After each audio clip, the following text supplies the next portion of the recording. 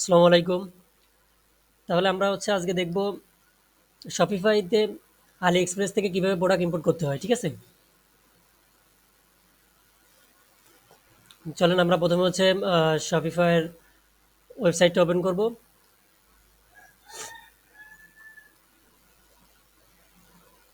Open করার পর আমাদের একটা অ্যাপ ব্যবহার করতে হবে প্রোডাক্টগুলো ইম্পোর্ট করার জন্য। ঠিক আছে?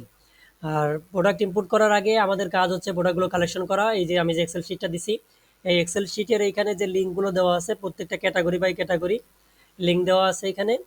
এই প্রত্যেকটা এই ক্যাটাগরির মধ্যে যে কটা লিঙ্ক আছে প্রত্যেকটা লিঙ্ক থেকে প্রত্যেকটা ক্যাটাগরিতে আমাদের 50 পিস করে প্রোডাক্ট নিতে হবে। আর যে কটা লিঙ্ক দেওয়া আছে সে কটা লিঙ্কে আমরা ভাগ দেবো, তাহলে পার লিঙ্কে যে কটা ক্যাটাগরি করে পড়ে আমরা সে কটা ক্যাটাগরি করে নেব। ঠিক আছে? যেমন এখানে 2 4 5টা আছে, তো 50 ভাগ 5 পার ক্যাটাগরিতে আমরা 10টা করে নেব। তো চলুন আমরা প্রথমে এই ক্যাটাগরির লিঙ্কটা ওপেন করি। লিঙ্কটা ওপেন করে এইখান থেকে এই যে অর্ডার, এই অর্ডারে ক্লিক করব। অর্ডারে ক্লিক করলে এইখানে সর্বোচ্চ যে সেলগুলো হয়েছে সেই প্রোডাক্টগুলো দেখাবে। তবে এখানে বেশিরভাগই 0.99 সেন্ট দেওয়া, আমরা প্রাইসগুলো একটু বেশি নেওয়ার চেষ্টা করব। $5, এই যে পাশে যে প্রাইজের ঘর, এখানে যদি আমরা 5 দিই, প্রথমে দিয়ে ওকে দিই, তাহলে এখানে $5 যে প্রোডাক্টগুলো সেগুলো আসবে।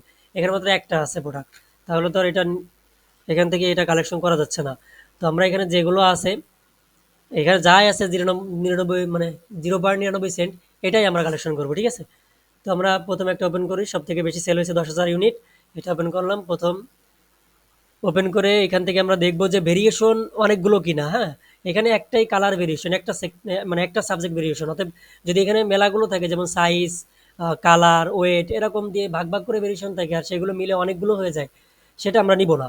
আমরা এখানে কালারের যেহেতু অনেকগুলো ভেরিয়েশন আছে দেখতে পাচ্ছি, তো এটা আমরা নিতে পারি। হ্যাঁ, একটাই একটাই সাবজেক্টের ভেরিয়েশন, তো আমরা এটা নিব। লিঙ্কটা আমরা কপি করে এক্সেল শিটে রাখবো, এই লিঙ্কে। এরপর আমরা এইভাবে প্রত্যেকটা লিঙ্ক আমরা কালেকশন করব, যে অতিরিক্ত ভেরিয়েশন নেব না, প্রাইসগুলো 5-এর অধিক নেওয়ার চেষ্টা করব। ঠিক আছে? যদি একান্তই ওই ক্যাটাগরিতে 5-এর অধিক প্রাইস না থাকে তাহলে তো কিছু করার নেই, কিন্তু ক্যাটাগরি থেকে প্রোডাক্ট আমাদের নিতে হবে। তো 10টা প্রোডাক্ট আমরা ওইখান থেকে নিব। এরপর আমরা এখানে এটা এভাবে কালেকশন করব সবগুলো। কালেকশন করার পরে এখানে ইনসার্ট দিয়ে দিয়ে আমরা ঘর নিয়ে নেব, যেহেতু একটা ক্যাটাগরির আমাদের 10টা করে ইয়ে লাগবে, প্রোডাক্ট নিতে হবে। তো আমরা এখানে ইনসার্ট দিয়ে নেব, এভাবে 10টা লিঙ্ক এখানে রাখবো। রাখার পর এরপর আমরা যাব আমাদের শপিফাই ওয়েবসাইটে। সেইখান থেকে আমরা এই যে নিচে এখানে অ্যাপ অ্যাপ দেখতে পাচ্ছেন, এখানে যে অ্যাপ লেখা আছে এই অ্যাপে ক্লিক করব। ক্লিক করলে এখানে এই যে DSESR আছে, এইখানে আলি এক্সপ্রেস ড্রপ শিপিং যে অ্যাপটা, এই অ্যাপটা আমরা ওপেন করব। এখানে ক্লিক করব, ক্লিক করলে এটা ওপেন হবে। ওপেন হওয়ার পর দেখাচ্ছি কি করতে হবে।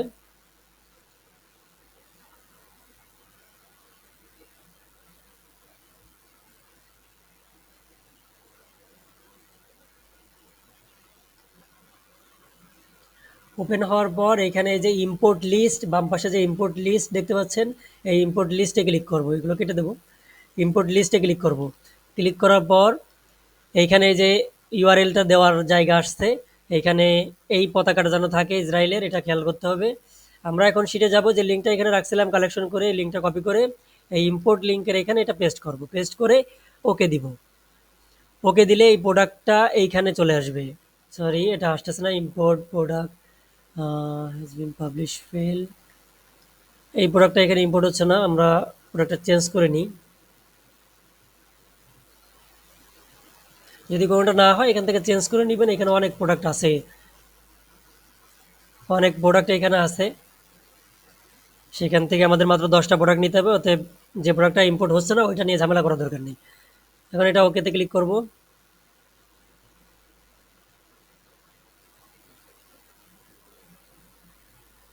এটা একটাই সাইজ, ঠিক আছে, রিসাইজেবল, অসুবিধা নেই, আমরা ইম্পোর্ট করব এটা। এখানে লিঙ্ক ইম্পোর্ট করার পর ওকে দেওয়ার পর এখানে এরকম প্রোডাক্টটা আসবে। দেখেন যে প্রোডাক্টটা আমাদের ইতিমধ্যে ওয়েবসাইটে পাবলিশ করা আছে সেইটা এখানে পাবলিশ দেখাচ্ছে। হ্যাঁ, কিন্তু দেখেন এই প্রোডাক্টটার এখানে কোনো পাবলিশ নেই। তার মানে এটা আমরা যে প্রোডাক্টটা নিয়ে আসি সেইটা এইটা। আর একটু কনফার্ম হওয়ার জন্য পিকচারটা দেখে নেব। ঠিক আছে? এরপর এই টিক বক্স দেবো এখানে এই ঘরে।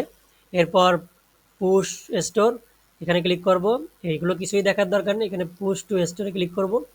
ক্লিক করলে এখানে এটা লোড নেবে, লোডটা কমপ্লিট হওয়ার পর এটা পাবলিশ হয়ে যাবে। ঠিক আছে,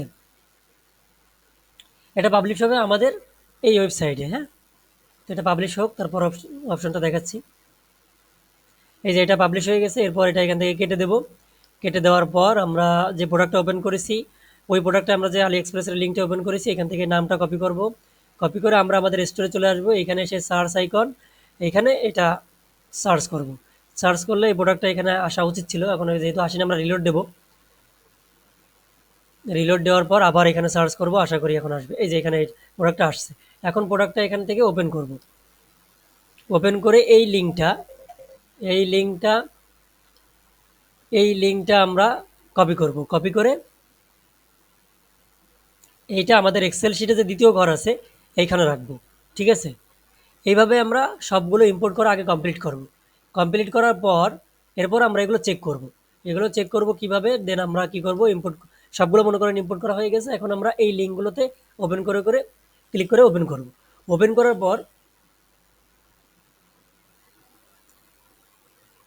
করার পর এইখান থেকে আমাদের দেখতে হবে যে আলি এক্সপ্রেস আর আলি এক্সপ্রেসের কোনো লেখা এখানে আছে কিনা, প্রোডাক্টের ইনফরমেশন বাদে আর কোনো ইনফরমেশন না টাইটেল না ইসে আপনার ডিসক্রিপশনে থাকবে। ঠিক আছে, প্যাকেজ, ব্র্যান্ড, তবে কিছু কিছু প্রোডাক্টের জন্য ব্র্যান্ড রাখতে হবে, যেমন মোবাইল অ্যাক্সেসরিজের, যেমন একটা মোবাইল কভার, এই মোবাইল কভারটা তো আসলে ব্র্যান্ড ছাড়া চেনার উপায় নাই যে এটা কোন প্রোডাক্ট, মানে কোন মোবাইলের সাথে এই কভারটা খাটবে, অতএব এটার জন্য ব্র্যান্ড রাখতে হবে। হ্যাঁ, তো আমরা টাইটেল থেকে খেয়াল করব যে ব্র্যান্ডটা আছে কিনা, ব্র্যান্ড, তারপরে হচ্ছে আপনার আলি এক্সপ্রেসের কোনো ইনফরমেশন, তারপরে packaging information, certificate, warranty guarantee, এইগুলো নোট, এইসব কোনো কিছু রাখার দরকার নেই। ঠিক আছে, আর এক কথা, মুছতে যদি এখানে একটা ওয়ার্ডও থাকে, সে একটা ওয়ার্ড থাকবে, কিন্তু এমন কোনো তথ্য রাখা যাবে না যে তথ্যটা দেখে মানুষ বুঝতে পারে যে আমরা এই প্রোডাক্টটা কোন জায়গা থেকে নিয়ে আসছি। ঠিক আছে, যেহেতু আমরা এখানে ড্রপ শিপিং করতেছি। হ্যাঁ, আর এই টাইটেলটা আর এই টাইটেলটা একই, এখান থেকে মুছে দিলে এখান থেকে অটোমেটিক্যালি মুছে যাবে। ঠিক আছে, তো প্রথমে আসার পর এখানে আমরা এইগুলা পরীক্ষা করব যে এখানে সব কিছু ঠিক আছে কিনা, আমরা কোনো আহ, অদরকারি তথ্য এখানে আছে কিনা সেটা মুছে দেব। এই যে এখানে ব্র্যান্ডের নাম, এটা মুছে দিই, মডেল নাম্বার এটা মুছে দেব, এরপর স্টাইল তো থাক, ম্যাটেরিয়াল এটা তো থাকবেই, আর এটা চায়না থেকে বানাইছি, দরকার নেই, কারণ কোথা থেকে নিয়ে আসছি এটা আমাদের রাখা যাবে না। ঠিক আছে, আর যেটা নেই নন, সেটা তো রাখারই দরকার নেই, যেটা নেই সেটা তো এখানে দেওয়ারই কোনো দরকার নেই।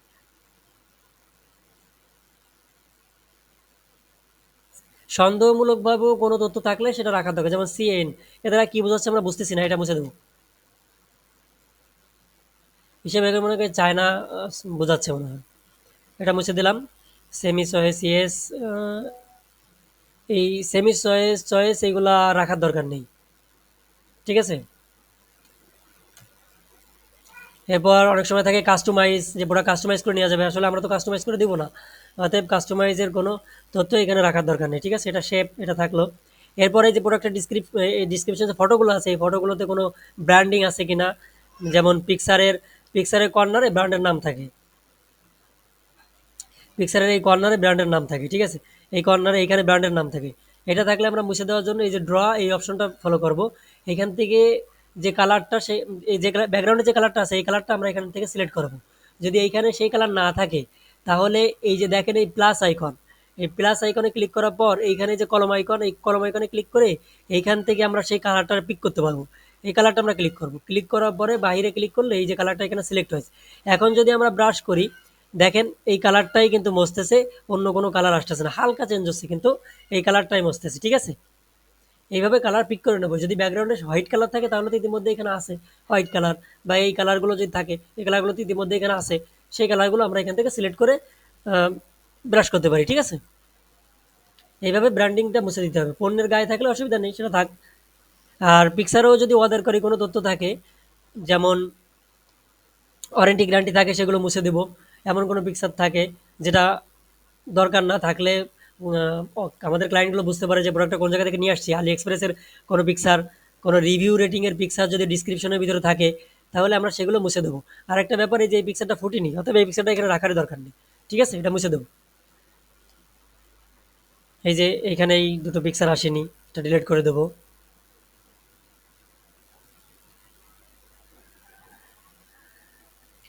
এই যে এইখানে সেম,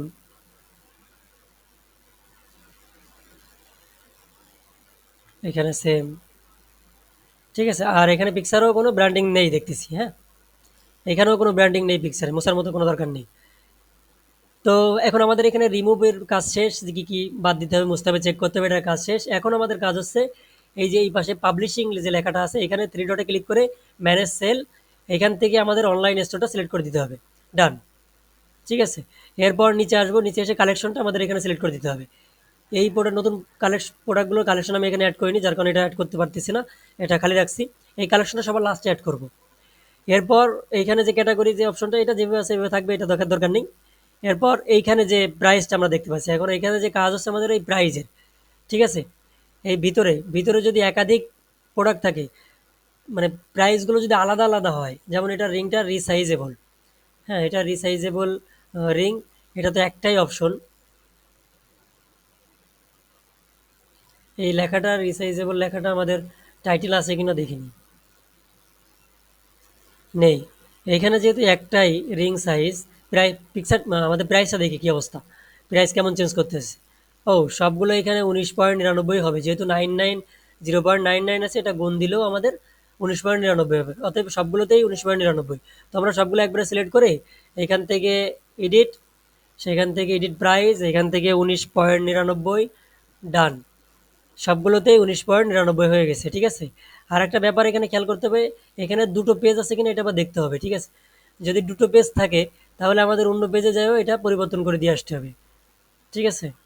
অন্য পেজে আসলাম, সিলেক্ট করলাম, বাল্কি ডেট 19.99, ডান, ঠিক আছে। এখন দুটো পেজেই কমপ্লিট। এরপর আমরা এখানে সেভ দেব, ঠিক আছে। প্রাইজের ব্যাপার আশা করি আপনারা জানেন, আর আমাদের 3 গুণ করতে হবে, ঠিক আছে। প্রাইসটা 3 গুণ করতে হবে, 3 গুণ করলেও তো এখানে 19.99 কাছাকাছি যাচ্ছে না। সেভ দেওয়ার পরে দেখতেছি এখানে কিছু প্রোডাক্টের প্রাইস পরিবর্তন হয়নি। এটার কারণ কি? কারণ দ্বিতীয় পেজটার প্রাইস আলাদাভাবে চেঞ্জ করতে হবে, হ্যাঁ।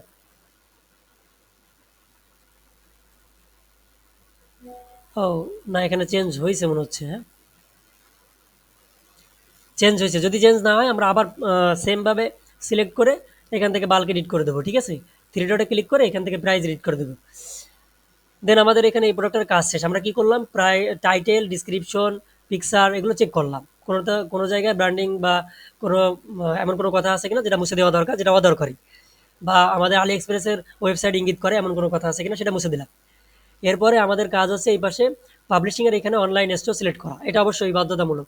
এরপর কালেকশন সিলেক্ট করা, এটা বাধ্যতামূলক। প্রাইসটাও বাধ্যতামূলক, এইখানে সবগুলোই বাধ্যতামূলক। এরপরে প্রাইস এসে চেঞ্জ করতে হবে, ঠিক আছে।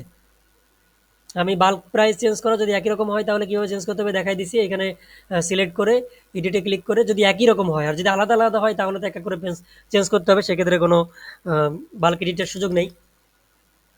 দেন আমরা সেভ করার পরে এখান থেকে মোর অপশনে ক্লিক করে এখানে ভিউ লেখাটা আসছে কিনা এটা খেয়াল করব।